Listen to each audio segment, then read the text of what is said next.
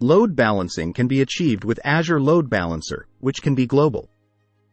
Bounded staleness provides strong consistency for databases. Smart lockout is used to prevent brute force attacks. Legacy authentication can be stopped using conditional access policies. Web Application Firewall, WAF, and Azure Front Door support connection limits. Azure Database Migration Service enables offline migrations of servers. Azure AD Entitlement Management is useful for governing external users' access rights.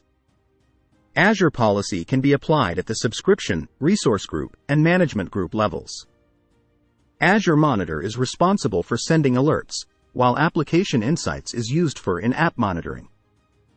Azure Data Lake Storage, ADLS, can ingest data for long-term storage, and blob storage can also be used for this purpose. Azure Resource Mover facilitates the movement of VMs between regions. RAW GRS, Read Access Geo-Redundant Storage, and SAS, Shared Access Signature, keys are used for Azure storage. Azure Pipeline Release Pipelines support the building and deployment of ACR images to AKS. NC, DS, and NV are VM series types in Azure. Azure App Proxy, Enterprise App, and conditional access policies can be used for single sign-on of on-premises apps. Azure Firewall parent and child policies must be in the same region. Block Blob Storage is a premium storage option suitable for high transaction scenarios. Caching log files is unnecessary, and setting data as read-only for caching can improve transaction speed. Resource locks can be used to prevent changes to an application for a specific period of time. Stored access policies can be used for data compliance. The CAF, Cloud Adoption Framework, includes the stages of assess, deploy, and release. App registrations can be used to avoid login prompts for internal corporate applications.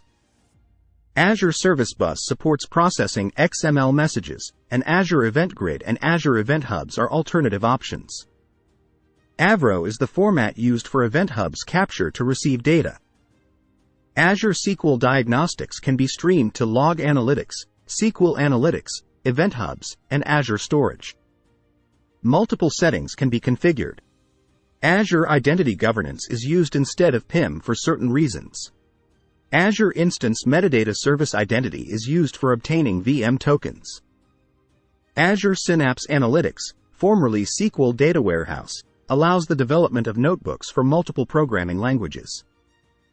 Azure Cosmos DB replicates data across regions and provides 4 times redundancy within a region. Azure Synapse Link for Azure Cosmos DB allows data analysis without impacting the performance of the database. Azure SQL Managed Instance, SQL MI, has limitations in working with cross-database queries.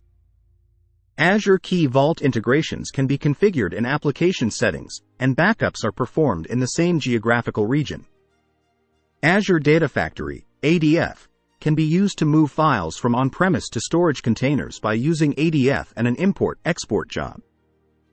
Azure Blob Storage has the ability to perform tiering and has a capacity of 4.77 terabytes.